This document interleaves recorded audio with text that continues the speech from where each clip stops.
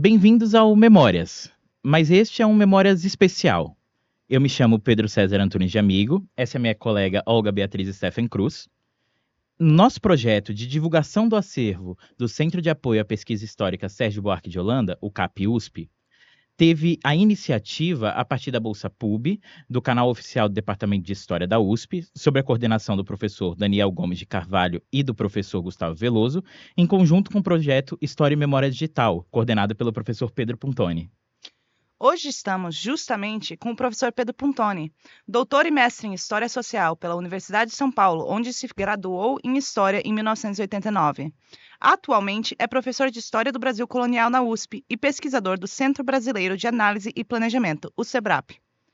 É especialista no período de Brasil colonial, com ênfase no século XVII. Também possui experiência na área de humanidades digitais, tendo sido diretor da Biblioteca Gita e José Mindlin entre 2007 e 2014, onde iniciou um projeto de digitalização das obras raras e coordenou o projeto Brasiliana USP. Por 10 anos, entre 2013 e 2023, coordenou o Núcleo de Cultura Digital do CEBRAP e atualmente coordena o projeto Pró-Memórias do Instituto Galo da Manhã. Autor de livros como A Guerra dos Bárbaros, Povos Indígenas e a Colonização do Sertão Nordeste do Brasil, 1650-1720, e O Estado do Brasil, Poder e Política na Bahia Colonial, 1548 a 1700. Além de artigos como As Bibliotecas Digitais e a Sociedade da Informação, Perspectivas para as Bibliotecas Digitais no Brasil, e Bibliotecas e Bibliotecas Digitais no Contexto da Sociedade da Informação. É um prazer tê-lo conosco, professor. Muito obrigado, é um prazer estar aqui com vocês. Perfeito. Olga, pode começar então Quer que com eu as comece? perguntas? Maravilha. Então, Sim. primeiramente, a basicona. Uhum. Sabemos que as humanidades contemplam uma vasta ligação entre várias matérias trabalhadas na universidade, se tornando um polo de interdisciplinariedade. Difícil. Difícil. Porém, as humanidades não se ligam somente no campo de estudos sociais e humanos, mas em outros campos de estudo e vivência. Com isso, gostaríamos de fazer a primeira pergunta. O que são as humanidades digitais e qual foi o seu primeiro contato com a área?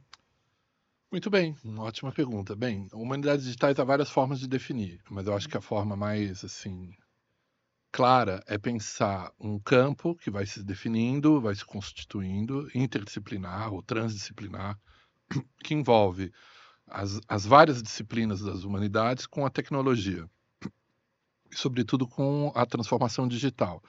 Esse campo, ele está preocupado. Ele tem duas dimensões, digamos assim. De um lado, o uso das tecnologias, o uso do digital para pensar, trabalhar, organizar, analisar artefatos que são do mundo pré-digital, documentos, textos, entrevistas, audiovisual do mundo pré-digital, ou também uma dimensão da humanidade digitais é pensar como que as humanidades, então, de um lado há uma dimensão instrumental, como que as humanidades podem se apropriar, utilizar das tecnologias para pensar esse material. De outro lado, como que as humanidades podem ajudar a pensar a cultura digital, a transformação digital e o mundo digital.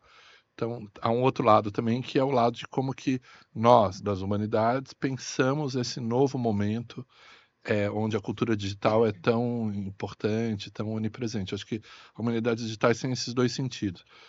Lá no projeto que a gente iniciou há muito tempo atrás, na Biblioteca Brasiliana Gita José Mindlin, havia desde o início, quando o professor Istvan coordenava o projeto, Brasiliana USP, esse era o nome, o projeto previa, de um lado, a construção de um edifício para abrigar as duas grandes coleções brasilianas da USP, uma delas o IEB, Instituto de Estudos Brasileiros, e outra a coleção que acabava de ser doada em 2006, a coleção Gita José Mindlin, que compreende também a biblioteca do Rubens Borba de Moraes.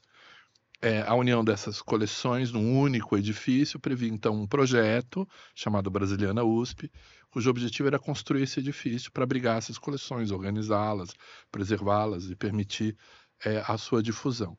Mas, desde o início, o professor Istvan Jankso pensou em digitalizar o acervo, que era preciso que esse edifício, esse projeto, se constituísse como uma plataforma para a digitalização e para a extroversão desse acervo para todas as pessoas interessadas, no Brasil, fora do Brasil, onde fosse, esse acervo estaria disponível.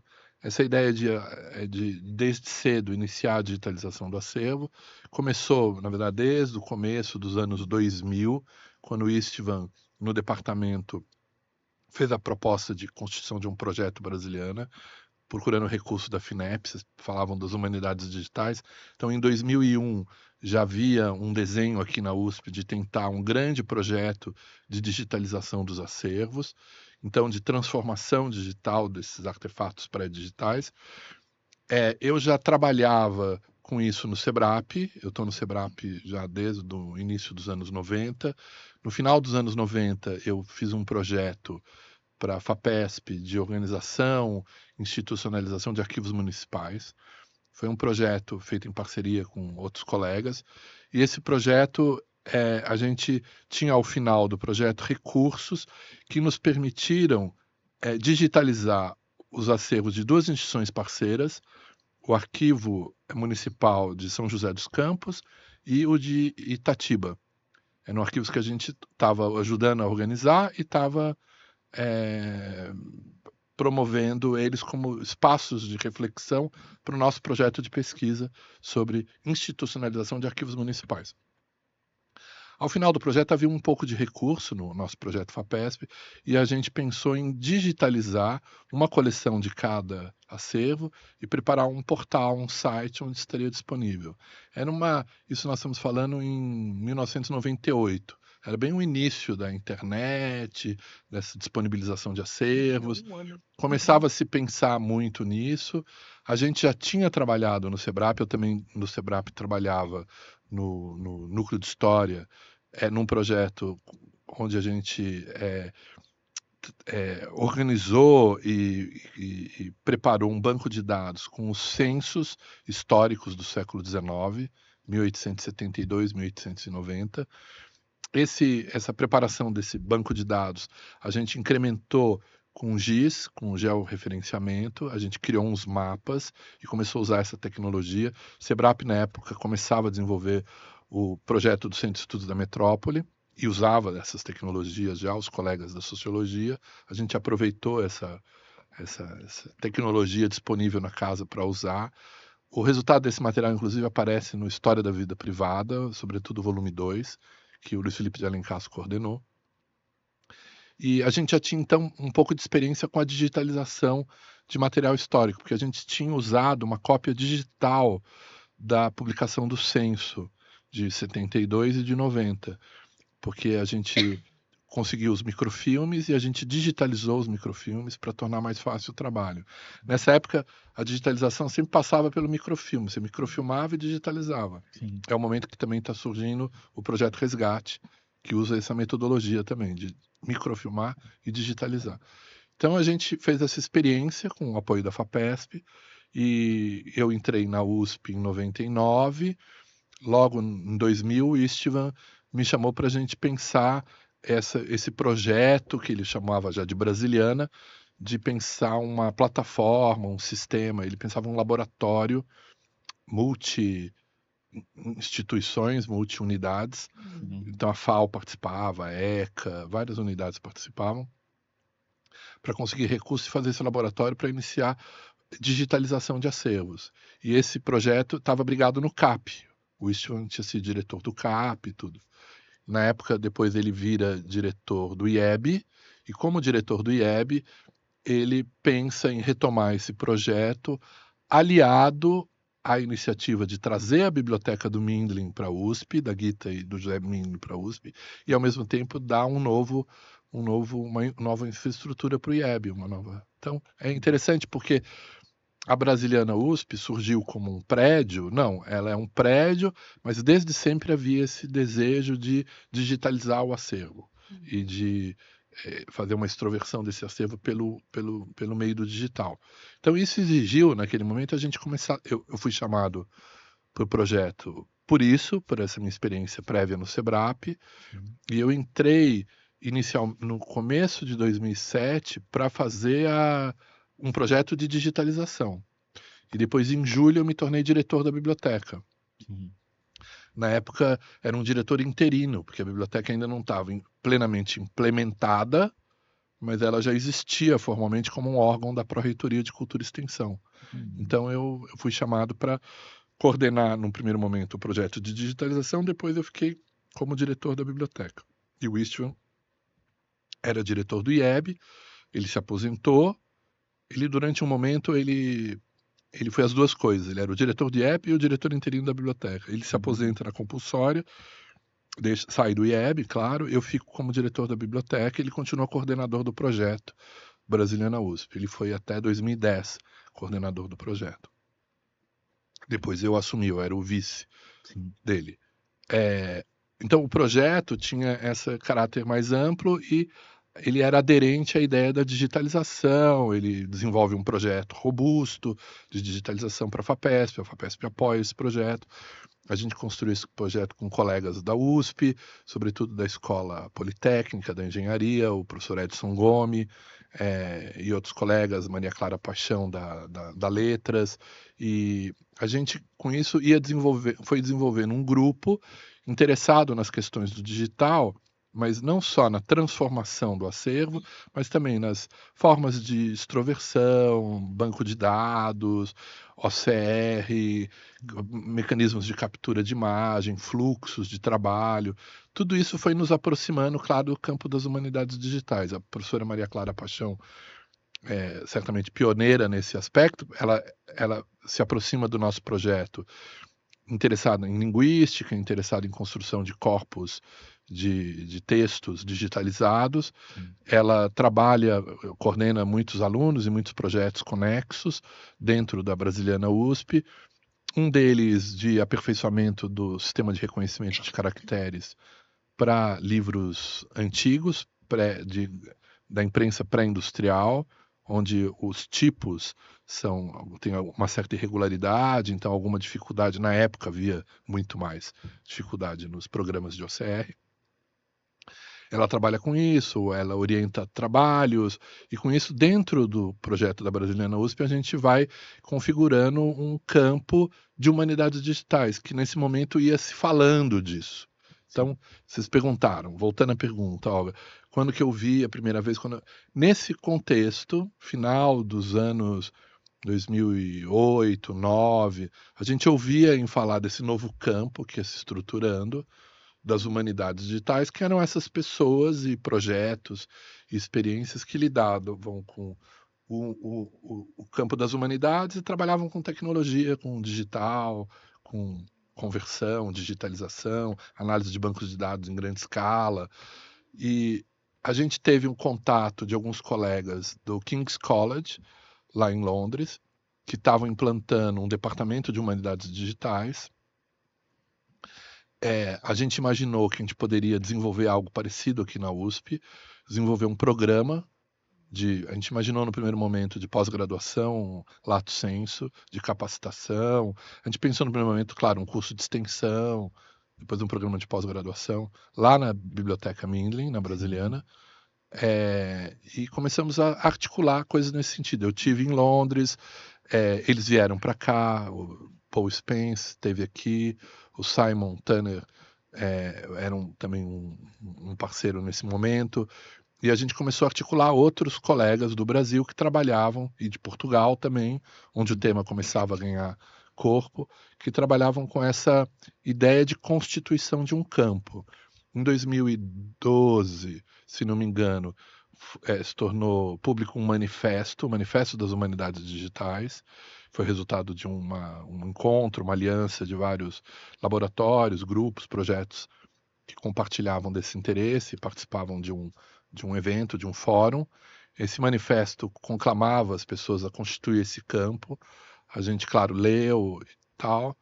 O grupo da Maria Clara Paixão também se preparou para organizar um primeiro congresso de humanidades digitais, que seria preparatório numa ideia de fortalecer esse campo aqui na USP. E esse congresso aconteceu em 2013, na biblioteca já inaugurada, Biblioteca Mindlin já inaugurada. O congresso chamava-se HDBR, Humanidades Digitais Brasil, e foi primeiro congresso de humanidades digitais organizado aqui no Brasil. Então, nesse momento, a gente via muito animado a construção desse campo, que era um lugar que nos dava uma certa identidade do que estava sendo feito.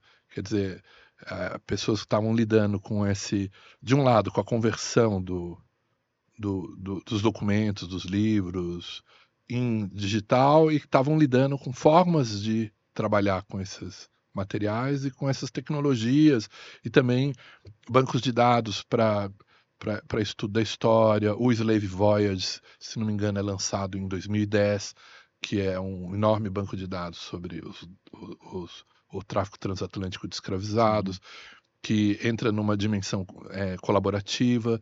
Temos que lembrar que é todo um momento, essa primeira década do século XXI é um momento de grande movimentação, né, desses projetos.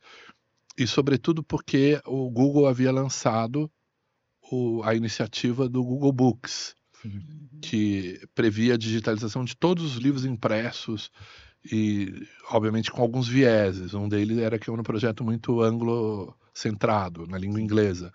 A França reage a um estímulo para que o Gallica, que era o projeto da Biblioteca Nacional da França, que estava digitalizando muitos livros e manuscritos, fosse impulsionado.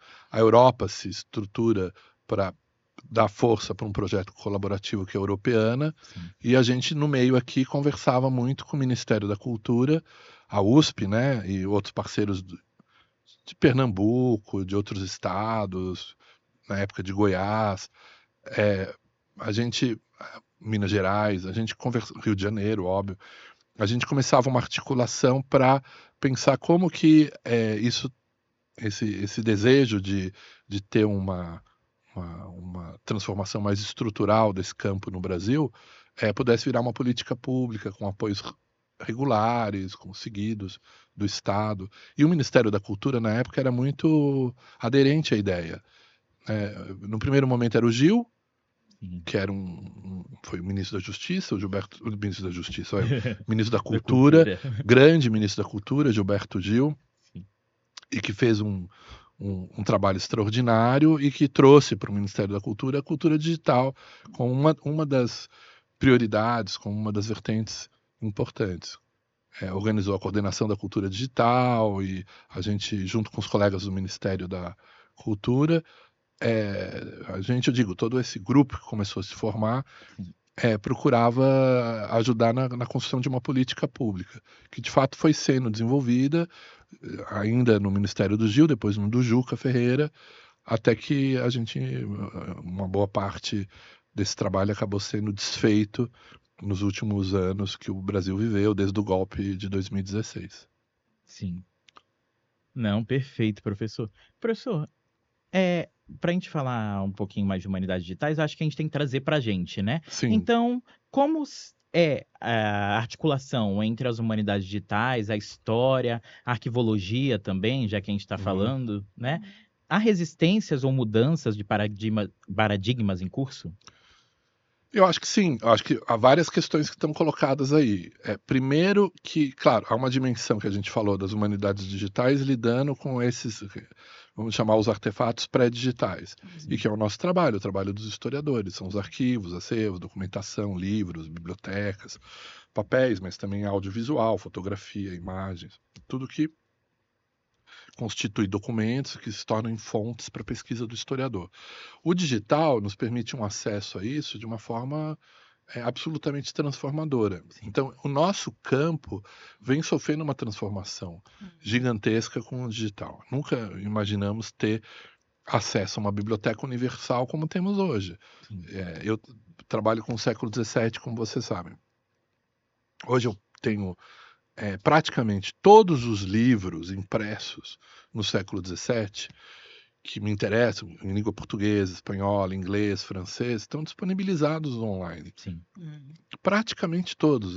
Óbvio que há coisas que não estão, mas é uma coisa muito interessante, muito diferente. Antes você tinha que realizar viagens, se transportar para outros lugares, encontrar bibliotecas que disponibilizassem os livros, e isso tudo mudou muito, né? Então o trabalho do historiador tem mudado por conta dessas facilidades. Por outro lado, as tecnologias também têm ajudado muito a estruturação das instituições da memória, chamadas instituições memoriais, vamos chamar assim. Por quê? Porque as tecnologias não é só o digital, a digitalização. O digital também, bancos de dados, catalogação, acesso. Então, os bancos de dados já são um grande avanço, já eram. Eu vivi isso, eu vivi o, o surgimento do uso dos bancos de dados e da computação como uma tecnologia para auxiliar a catalogação. Depois isso se torna disponível pela internet, então o acesso a esse banco de dados também é transformado. Antes você ia nos arquivos, você tinha que procurar nos ficheiros de papel, catálogos em papel, as bibliotecas também, você queria encontrar um livro, será que ele está na Faculdade de Direito? Você tinha que pegar um ônibus e ir até o centro de São Paulo, entrar no prédio da biblioteca, abrir a gaveta e procurar o papel e ver se estava lá o livro ou não. Sim. Hoje você procura os catálogos, tem acesso, e esses catálogos, esses bancos de dados ajudam muito na arquivologia, tanto que a arquivologia hoje, eu acho que ela muito se transformou, claro, ela se soma ao campo da ciência da informação, que por sua vez foi absolutamente, eu não vou dizer dominado, mas foi atravessado, transformado pela computação, pela ciência da computação. Não dá para pensar em ciência da informação sem ciência da computação. Por sua vez, não dá para pensar em arquivologia hoje sem ciência da informação. Tanto é que alguns cursos mais tradicionais de biblioteconomia, arquivologia, têm se transformado. Em Pernambuco, o curso de biblioteconomia abriu uma graduação em gestão da informação. Por quê? Porque é um campo mais amplo que vai se abrindo, onde há também um outro elemento que é preciso trazer à tona, eu acho nessa sua pergunta, Pedro, que é muito interessante, que é a convergência dessas instituições memoriais. A separação entre arquivos, bibliotecas, centros de documentação, museus, é uma separação muito colada, muito presa a uma estruturação da memória ligada ao Estado Nacional, portanto ao século XVIII e XIX. Essa estruturação dessas instituições memoriais dessa maneira, elas estão há algum tempo já convergindo. Hoje um museu tem arquivo, o museu tem uma biblioteca, a biblioteca ela é ao mesmo tempo um arquivo. O arquivo às vezes tem materiais, então a organização, a tipificação por tipologia de documento, cultura material, papel, audiovisual, tudo isso aos poucos também vai se misturando. Por isso que a gente tem preferido cada vez mais falar em instituições memoriais. Claro que as disciplinas, arquivologia, biblioteconomia, elas têm suas regras, têm o seu método, sua tradição, e elas lutam para, inclusive, manter isso dessa maneira. Mas eu acho que dentro, claro que há muitos pessoas bibliotecários, pessoas da arquivologia, que estão abertos a essas transformações e estão entendendo que essas transformações são necessárias. Então, isso eu acho que tem uso dos bancos de dados, as humanidades digitais, as novas tecnologias, que aí nem falamos disso ainda, da inteligência artificial, que é um troço que está mudando tudo também. Exige dessas disciplinas não só que elas incorporem essas tecnologias, mas que elas se transformem por essas tecnologias. Eu dou um exemplo muito concreto. Na biblioteca Mindlin, quando a gente começou a montar o projeto da Brasiliana USP, uma das questões que se colocou era: vamos usar um repositório digital, aderimos ao DaySpace na época, e é um esquema de metadados Dublin Core, que é um esquema que simplifica, que ajuda a montar um banco de dados mais leve e ajuda a velocidade da catalogação e da organização desse acervo digital, que para nós era muito importante. Mas claro que, paralelamente, a biblioteca Mindlin já estava há muitos anos sendo catalogada, e a gente completou esse processo, os bibliotecários, de preparação desse catálogo para inserir ela no Dédalus, segundo as regras aí dos esquemas de descrição de biblioteconomia. Sim. Na biblioteca digital, a gente pretendia usar não só o Dublin Core, mas simplificar.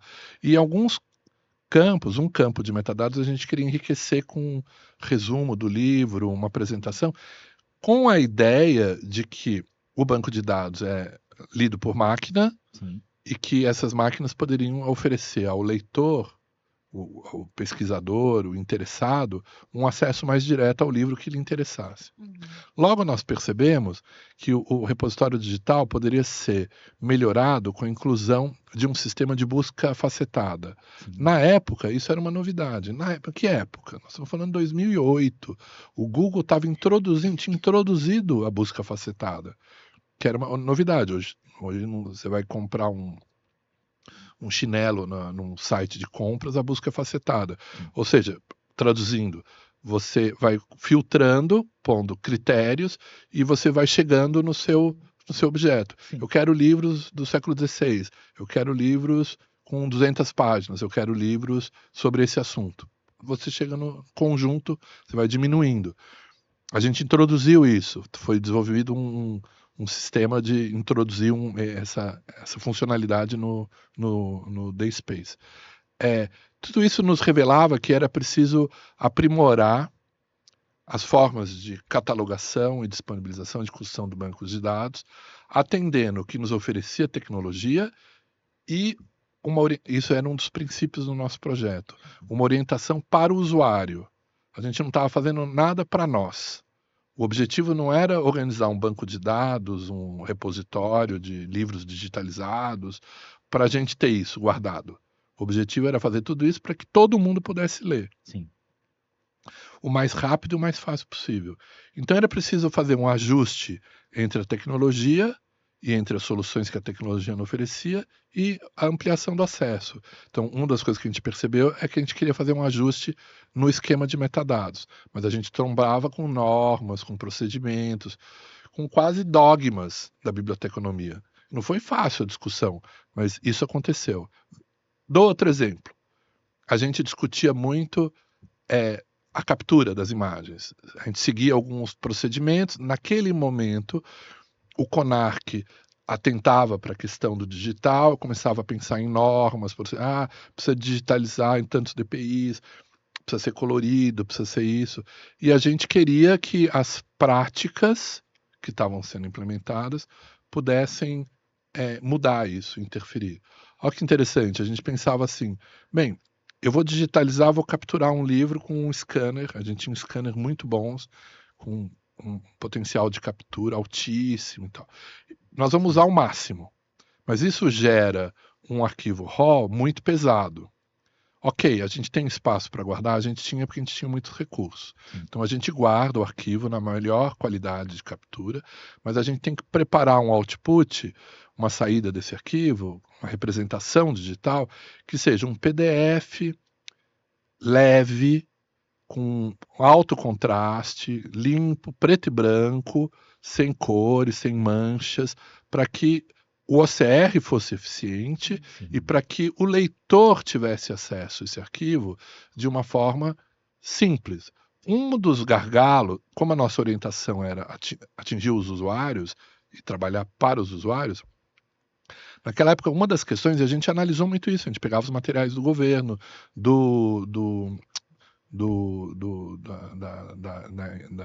como é que chama? O núcleo de pesquisa do Comitê Gestor da Internet no Brasil. A gente pegava esses dados e a gente sabia que naquela época, nós estamos falando de 2008, 2009, 5%, 6% das pessoas no Brasil tinham acesso à internet banda larga. A banda larga ainda não era difundida no Brasil. Então, como que você vai permitir o acesso a um livro se a gente produzir um livro, escaneamos uns sermões do Vieira, preparamos as imagens e tal, o resultado era um PDF com 500 megas. As pessoas não tinham internet para baixar 500 megas. Esse livro tinha que ter 5 megas. Mas como que a gente vai fazer isso? Vamos fazer alto contraste, vamos tirar cor, vamos fazer preto e branco. Aí, no final, utilizamos uma tecnologia que era proprietária. A gente não queria, porque tudo que a gente queria era sempre usar softwares livres. Sim. No final, a gente optou, nesse caso, de usar uma tecnologia de compressão dos dados, que era um software proprietário, que quem nos indicou foram os colegas de Portugal, da Biblioteca Nacional Digital de Portugal, que estavam usando, que tinham o mesmo problema que nós. Que não adianta fazer um arquivo que fique tão pesado e o usuário não vai ter dificuldade de ler. Aí eu lembro que num dos seminários que a gente fez, no lançamento da biblioteca digital, alguém da plateia perguntou assim: mas os livros estão todos preto e branco e tal, e as cores do papel? E aí a pessoa se exaltou e ainda falou assim: e a mancha que está ali, que é uma marca do livro e tal. A minha resposta foi muito clara. Eu falei: olha, a cor do papel, a mancha, todas as outras dimensões da materialidade desse artefato estão à disposição para quem quiser consultar na biblioteca. Sim. A biblioteca ainda não estava construída, mas quando ela estiver pronta, os livros vão estar totalmente disponíveis, abertos ao público, as pessoas podem ir lá consultar. A única questão é que elas têm que vir até São Paulo, no campus do Butantã. Sim. Mas, para as pessoas, para 99% das pessoas que querem ler o livro do Machado de Assis, eles querem ler o livro do Machado de Assis. Agora, se algumas pessoas estão interessadas na cor, no papel, e há interesse nisso, isso é maravilhoso, né? As pessoas vão ter acesso ao livro. E, no limite, podem ter acesso às imagens em altíssima resolução, coloridas e tal, porque nós estamos fazendo isso também. E isso está disponível. E no nosso portal há uma indicação de quem tiver interesse nesse material, entre em contato, que nós disponibilizamos via WeTransfer, algum sistema, para passar esse material. Então você vê, eu acho, concluindo a resposta, eu acho que a arquivologia, assim como a biblioteconomia e outras ciências da informação, elas se transformam pela tecnologia e elas precisam saber se transformar, se adequar aos novos métodos. Não que eles não façam isso, fazem, né? E isso é muito legal, é muito importante. A gente tem que abraçar isso e aproveitar essas transformações, essas soluções, para potencializar isso que é a construção da Biblioteca Universal, que é a construção da Biblioteca de Babel, que é a ideia de ter tudo disponível e as pessoas vão ter tudo. Sim. A única questão que surge agora é com a inteligência artificial, fica mais claro que a disponibilização de todo esse material está sendo lido, preparado, analisado por uma outra forma de inteligência, que não é humana, foi desenvolvida pelos humanos, Sim. mas que pode produzir um resultado que não é aquele resultado humano. Aí entra a questão das humanidades digitais de novo. Sim. Eu acho que somos nós, com as humanidades, que temos que trabalhar esse material mais do que simplesmente produzir para as máquinas. E sim fazer com que as máquinas produzam para os humanos. Sim. Beleza.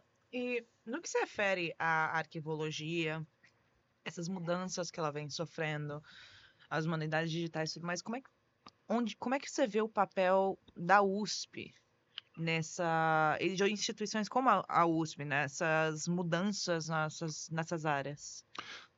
Acho que a USP tem um papel importantíssimo a desempenhar. Eu acho que teve uma oportunidade no momento de ter um centro que organizasse esse campo e permitisse um maior desenvolvimento. Eu digo, a oportunidade era a Biblioteca Brasiliana Guito José Mindlin, porque quando ela foi sendo desenhada e definida, além de ser a guardiã do acervo de Guito José e Rubens Borba de Moraes, além de ser uma biblioteca que continuaria crescendo, porque estava previsto, inclusive na doação, um acordo feito com a família Mindlin, que seria uma biblioteca viva, ela continua crescendo. Sim. Ela deveria ser uma biblioteca sempre aberta ao público, sempre disponível, por isso que ela foi doada para a universidade. Mas ela se transformaria também, essa biblioteca, num centro de pesquisa, tanto da história do livro, da imprensa, da leitura, um centro de estudos sobre a história do Brasil, da sociologia brasileira, da literatura, da produção literária, mas também um centro de pesquisa em humanidades digitais, nas novas tecnologias, para lidar com essas formas de construção do saber. eu acho que se a gente tivesse conseguido, de fato, constituir lá um curso, um programa de pós-graduação e um grupo funcionando, seria muito bom. O problema é que o projeto foi interrompido em 2014, mas os outros grupos continuam. O grupo da Maria Clara Paixão continuou trabalhando, os grupos ligados à linguística, o Tycho Brahe, montando esse corpus de textos da língua portuguesa, essas da ciência e, no caso da Maria Paixão, da língua portuguesa. Eu acho que há projetos que poderiam ser mais federados, mais organizados, para poder estruturar melhor o campo. Lá no SEBRAP, a gente, quando criou o Núcleo de Cultura Digital, a gente tinha a ideia de que o núcleo também fosse um lugar de reflexão e de produção desse conhecimento. A gente ficou inicialmente preso em desenvolver alguns projetos, sobretudo sobre demanda. Foi um projeto, a gente teve um projeto com a Petrobras para criar laboratórios de digitalização no Brasil, fizemos alguns, foi um edital que a gente coordenou. Tivemos um outro projeto para pensar um portal para os museus brasileiros. Durante um tempo isso funcionou também, e a gente começou a desenvolver um projeto junto com a RNP, Rede Nacional de Pesquisa, que tinha uma dimensão essencialmente de preservação digital. Era um projeto que o BNDES induziu, e o banco pretendia, com a RNP, desenvolver uma infraestrutura para a preservação dos acervos que estavam sendo digitalizados no Brasil, sobretudo das grandes instituições, Biblioteca Nacional, Arquivo Nacional. A previsão eram 12 grandes instituições seriam escolhidas para terem um espaço de preservação, de backup, e ao mesmo tempo a gente entrou no projeto, eu era inicialmente consultor, entrou com a ideia de desenvolver o programa de pós-graduação, que é um programa pensado como de especialização, lato sensu, para capacitar as equipes dessas instituições e depois ser mais aberto. Então, no primeiro momento, ele estaria focado no edital, trazer capacidade, inteligência, formação para dentro das instituições, e depois esse programa ficaria aberto e ele poderia estar formando gente. O projeto foi sendo desenhado em 2015, 2016, até 2018 ele estava praticamente aprovado.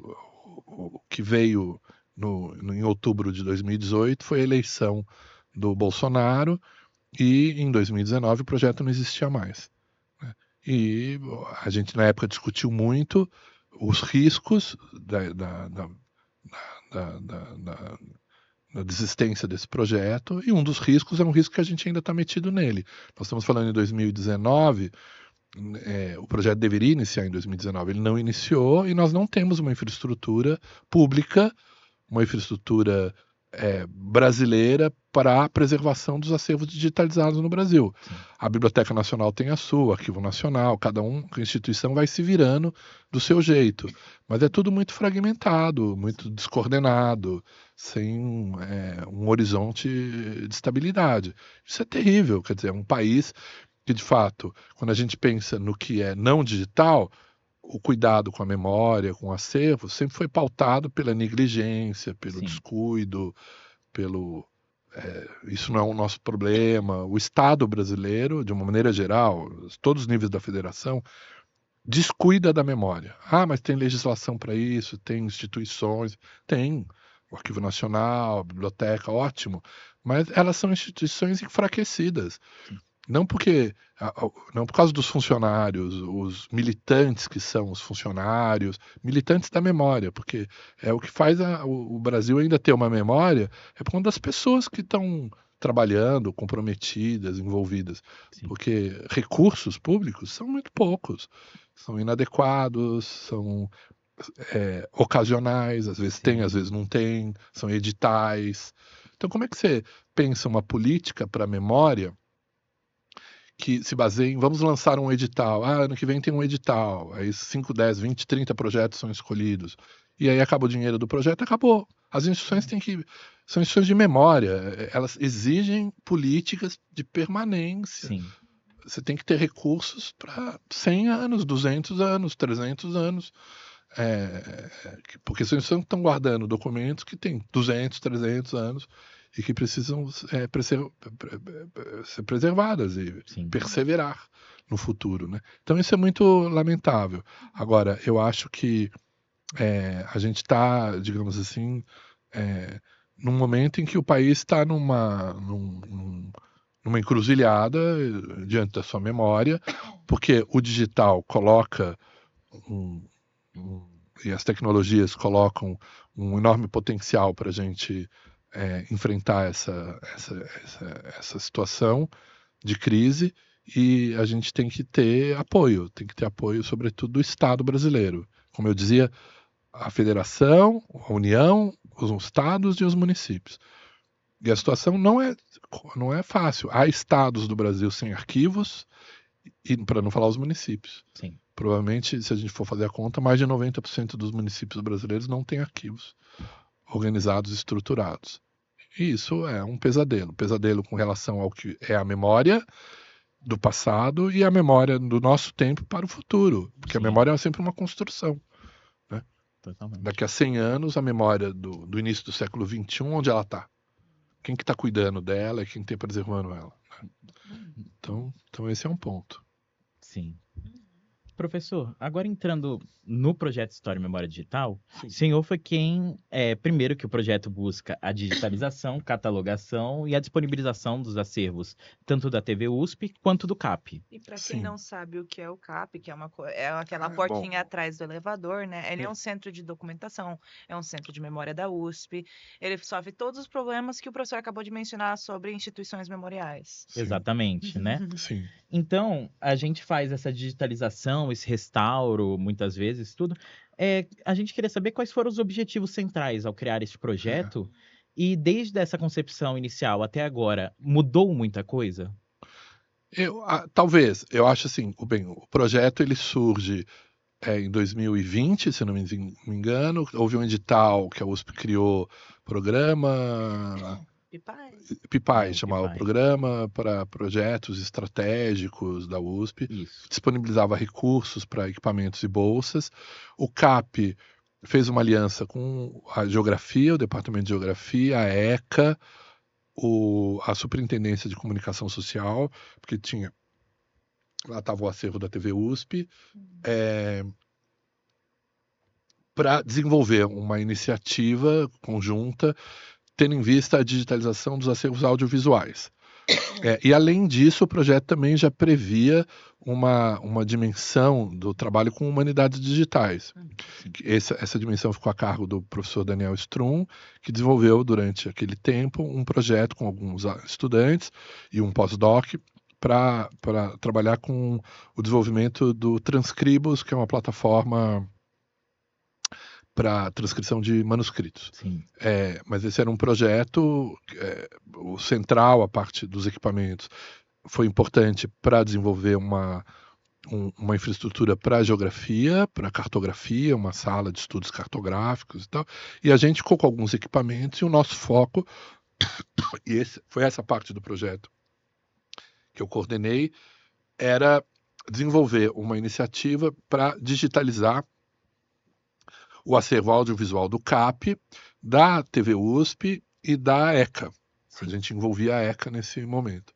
E a gente trabalhou, durante um tempo a gente teve apoio desse edital, depois isso foi transformado num projeto para o PUB. Isso. Houve várias versões do PUB que a gente conseguiu, e depois a gente conseguiu o apoio da própria Superintendência de Comunicação Social, que não só havia cedido já um espaço para a equipe, para vocês trabalharem, para pôr os equipamentos, então o laboratório está instalado lá, e também por causa do acervo, porque o acervo da TV USP estava lá, e a gente ajudou a organizar e melhorar a situação desse acervo, e a gente levou o acervo do CAP para lá. Sim. Porque, né, Olga, a gente sabia que o acervo do CAP estava em risco por causa das condições ambientais, da preservação desse tipo de suporte, que são fitas magnetizadas.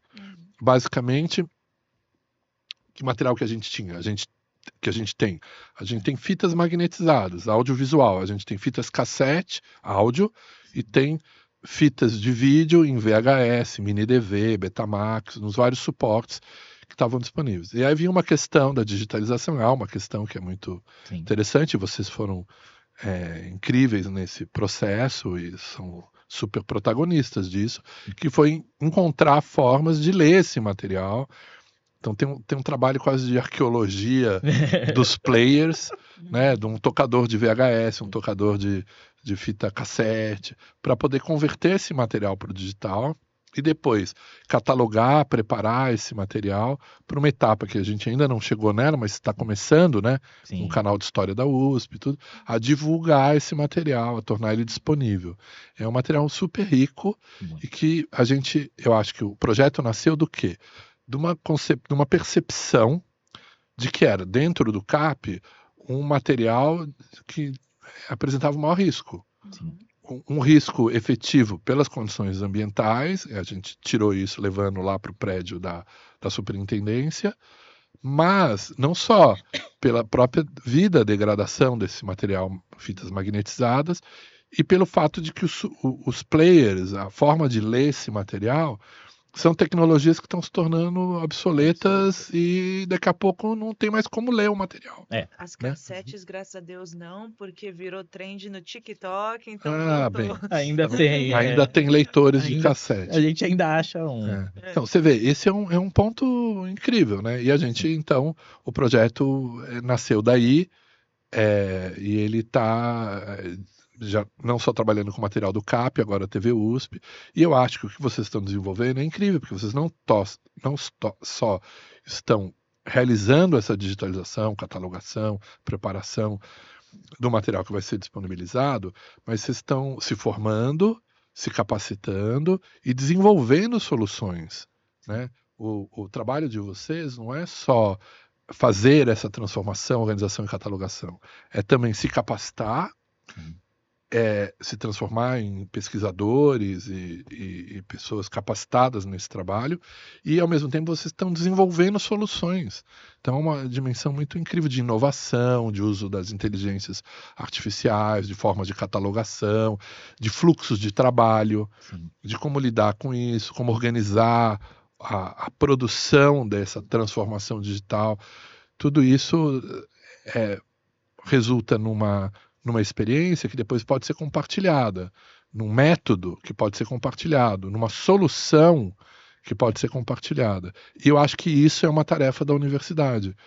Né? A universidade, ela, claro, tem que cuidar do seu acervo e da sua memória, é uma tarefa importante, mas, além disso, produzir boas experiências, metodologias, práticas, soluções, inovação que podem depois ser compartilhadas com a sociedade e ajudar outras instituições da memória, outros projetos, outros acervos a serem implantados, melhorados, desenvolvidos. Tal. E vocês estão fazendo isso, não é, eu acho que também não é assim, a USP faz isso e oferece para a sociedade. Não, a USP faz isso em diálogo e em parceria com a sociedade. Sim. Isso é o que a gente chama plenamente uma atividade de extensão da universidade. A universidade sai do muro. E ela sai do muro olhando a sua própria memória e cuidando da sua própria memória. Né? Isso eu acho incrível.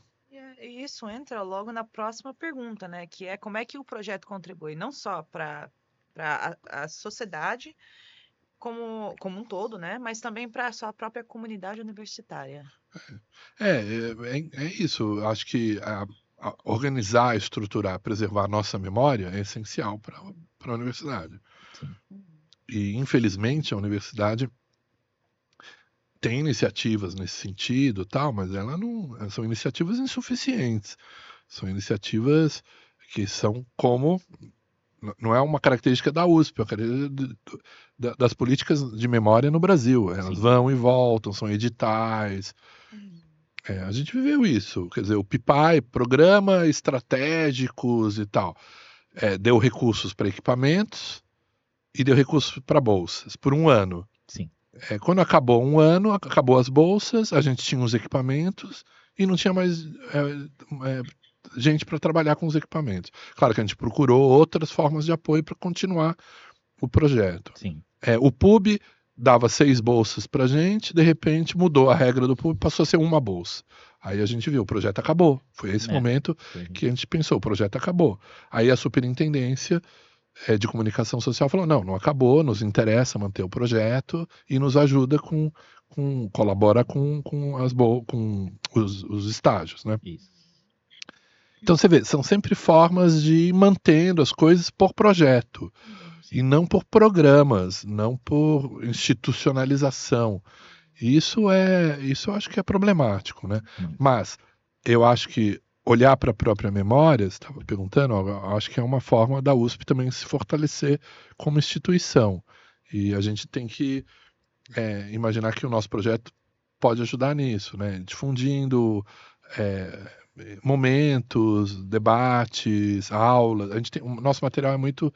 O nosso, eu digo, do CAP, né? Sim. É muito esse material de uma produção acadêmica, conferências, aulas, mesas redondas, palestras, aulas magnas, entrega de professores eméritos.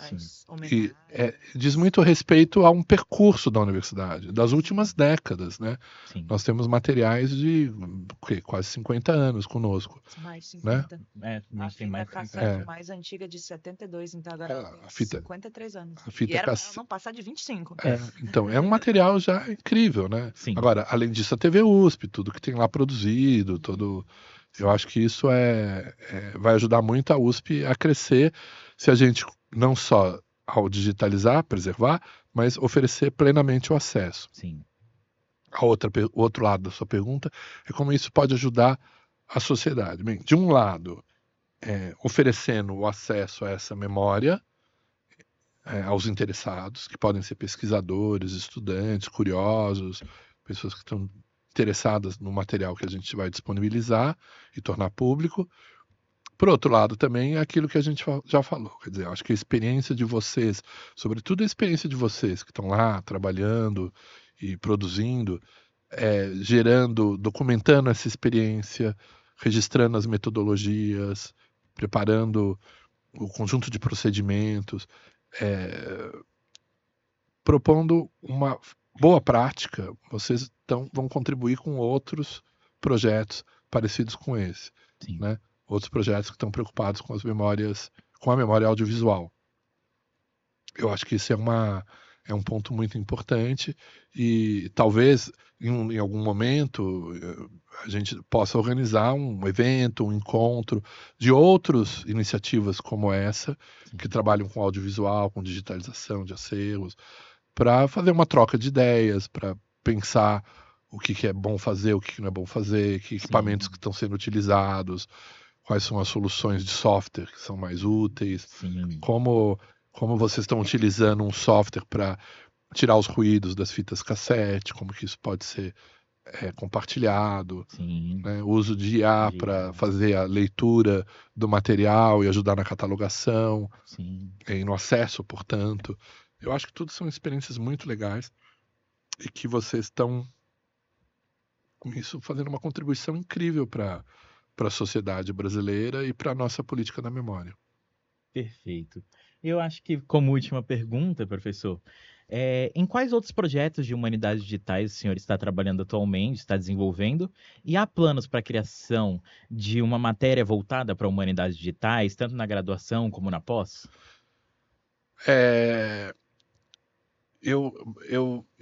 No momento, eu trabalho com vocês no laboratório do CAP, com o material do CAP da TV USP. No SEBRAP, o nosso núcleo de cultura digital, ele já desde a pandemia e desde, na verdade, daquela virada para o governo Bolsonaro, a gente ficou sem projetos durante um tempo, aí veio a pandemia, a gente ficou... A equipe que a gente tinha, que era muito pequena, mas muito guerreira e muito preparada, ela seguiu outros caminhos e está colocada em outras instituições, o que é ótimo. Então, por isso que o Núcleo de Cultura Digital do SEBRAP está inativo. Eu tenho me dedicado mais às minhas pesquisas de história do século XVII, e não estava envolvido, a não ser esse nosso projeto, diretamente com nenhum projeto ligado à digitalização. Mais recentemente, do ano passado para cá, eu comecei a coordenar um programa, o ProMemórias, que é um programa que o Instituto Galo da Manhã criou Sim. para apoiar projetos de preservação, digitalização, difusão, com o objetivo da memória, de acervos memoriais, com o objetivo de fortalecer uma política de defesa e de valorização da memória nacional. Sim. Que, na verdade, a gente prefere falar de memórias nacionais, para falar de uma maneira plural, contemplando a diversidade, contemplando uma memória contra-hegemônica, contemplando arquivos e acervos que não são os arquivos institucionais do Estado, mas são de movimentos sociais, são de comunitários, são de povos indígenas. Então a gente está voltado para montar um programa nesse sentido.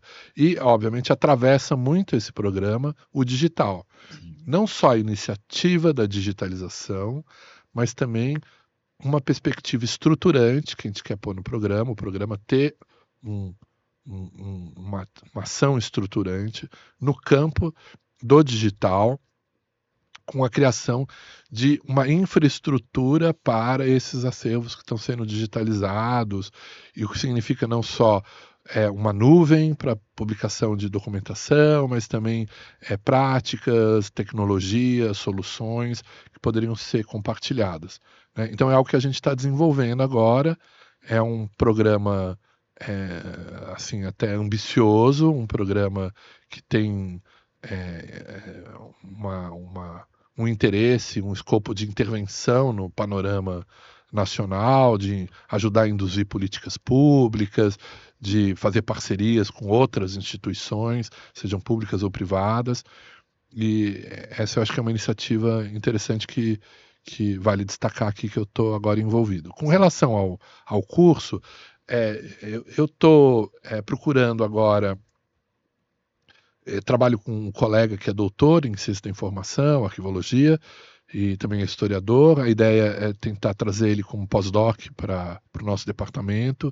Isso ajudaria já também a fortalecer esse campo dentro do departamento. Nós temos outros colegas, novos colegas que trabalham com isso, o Pedro, o professor Pedro, o Teles, o Daniel e outros colegas que podem ajudar a fortalecer um campo nesse sentido.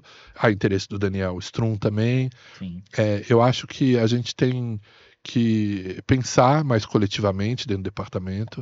Confesso que eu ainda não fiz isso, mas eu acho que temos sim que... Eu penso pessoalmente em organizar alguma optativa, uma disciplina para graduação que contemple as humanidades digitais mais do que arquivologia, patrimônio, museu.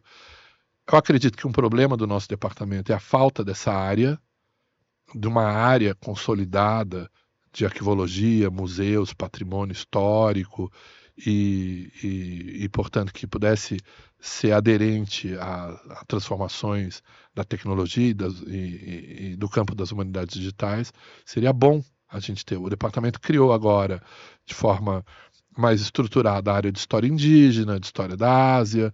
Eu acho que poderíamos ter uma área, outros departamentos do país têm, né, e trabalham com museologia, arquivologia, que é um campo de trabalho incrível para os nossos alunos. E não é só um campo de trabalho, uma ação central na nossa disciplina de historiador. Está ligado a isso. Todo historiador, eu falo isso para os meus alunos, vocês sabem disso, na aula, que o historiador, ele por uma quase que uma... não chega nem a ser um dever profissional, por uma quase essência da profissão, ele está comprometido com as instituições da memória, com os acervos, arquivos, bibliotecas, centros de documentação. Não é porque a gente só trabalha nesses acervos, ou trabalha com esses acervos, é porque a história não existe sem esses acervos. Sim. Então, é essencial para nós historiadores estarmos desde sempre, desde o início, já engajados na militância pela memória. Sim. Esse engajamento é essencial. O historiador, ele não tem como não estar comprometido com a preservação da memória, com o cuidado com essas instituições, com a difusão desses acervos. E nós vamos, em algum momento, todos vocês e nós, vamos trabalhar com esses acervos. Vamos trabalhar como pesquisador, vamos trabalhar como trabalhadores da memória, da organização dos arquivos, da difusão. Tá no DNA do historiador, essa Sim. relação com o acervo e com o arquivo. E acho que isso tem que ser mais valorizado, talvez, dentro do curso de História. Sim. E um jeito de fazer isso, sim, vocês têm toda a razão, Olga. A gente tem que pensar cursos, disciplinas, organizar eventos, talvez, com mais. Eu espero fazer mais isso. Eu Sim. prometo que eu vou fazer mais isso e me comprometer mais com essa dimensão do. O CAP está com uma colaboração agora com a ArcSP, né, para ter uns Sim, cursos. sim, isso é Mas muito. seria bom a USP ter, no mínimo, uma especialização em arqueologia. Sim, e já teve, né? Teve um momento que havia isso no IEB, esse curso, que era muito prestigiado no país e formou muita gente, e a gente não tem, né? No Brasil há poucos cursos de graduação em arquivologia, mesmo ciência da informação, né? A USP poderia avançar nesse sentido, né? Eu acho que seria mais interessante pensar mesmo uma especialização, Sim. né? Uma pós-graduação lato sensu. A gente chegou no SEBRAP e com os nossos parceiros a desenhar esse programa. A gente tem um projeto com começo, meio e fim, com todas as justificativas, com grade horária, disciplinas, emendas das disciplinas, tudo feito, que era ligado àquele projeto do BNDES. Sim. Para criar esse curso, inicialmente para atender o edital que a RNP ia conduzir. Esse projeto seria acessório, Sim. mas a ideia era que esse projeto depois daria a semente para um curso de pós-graduação. Mas como eu expliquei para vocês, esse projeto nasceu de um movimento quando eu era diretor da biblioteca, mas como a biblioteca tomou em 2014 outros rumos, Sim. e num primeiro momento praticamente desistiu desse seu compromisso com as humanidades digitais, e até o diretor que me sucedeu manifestou, ele publicou isso no jornal, no Estado de São Paulo, um artigo dizendo que ele era contra a cultura da digitalização. E que esse negócio de digitalizar, que a biblioteca tinha que servir chá, café e atender aos interessados na leitura das obras raras. Então, é uma visão elitista, para não dizer idiota, do que é o papel da universidade, mas paciência. Esse diretor durou 6 meses e foi embora. Mas essa ideia acabou ficando, digamos, hibernou durante um tempo e ela ressurgiu quando lá no Núcleo de Cultura Digital do SEBRAP a gente começou a trabalhar com a RNP para ajudar, né, no desenho do projeto da RNP que o BNDES queria desenvolver. Sim. E aí surgiu essa demanda e a gente falou, não, nós temos uma ideia de um curso que não seria um curso então de humanidades digitais seria um dos elementos do curso, seria mais um curso de capacitação. Então ele teria um módulo de patrimônio, de legislação, um módulo de arquivologia, um módulo de biblioteconomia, todas essas disciplinas. Tinha um módulo de direito, de legislação, direito autoral, e vários colegas estavam mobilizados. O módulo de patrimônio era o IFAM, a gente tinha uma parceria com o IFAM, a gente construiu parcerias com os colegas do Departamento de Digital Humanities lá do King's College. Sim. Então havia toda uma ideia de criar, não era bem de humanidades digitais, mas era um curso para capacitar um trabalhador, uma trabalhadora de uma instituição da memória, nessas várias dimensões do cuidado da memória. Sim. E um dos módulos era humanidades digitais. Mas eu acho que a USP poderia ter de um lado, uma especialização em arquivologia, ciência da informação, de outro, uma especialização em humanidades digitais. Sim. Eu acho que também poderia ser. E claro que as coisas poderiam estar conectadas e trabalhar junto. Sim. Mas seria muito interessante. Voltando, Sim. então. Você vê, eu acho que a demanda, se vocês trazem uma demanda, a universidade tem que atender as demandas. Claro que a gente fica muito preso nos cursos tradicionais, história, geografia, mas nós, no curso de história, podíamos imaginar outros cenários e abraçar esses outros campos que estão se formando e pensar, não precisamos pensar numa graduação em humanidades digitais, não é o caso, mas uma especialização, um curso de 2 anos, né, uma habilitação, sim, acho que seria muito interessante. Seria e é uma coisa que é Mas viva, a gente vai né? continuar brigando, né? É coisa que a gente vai continuar A gente briga falando até aí. conseguir o que a gente quer. Sim. Mas é Mas isso. então é isso. Professora, obrigado por vir. Muito Essa obrigado. conversa.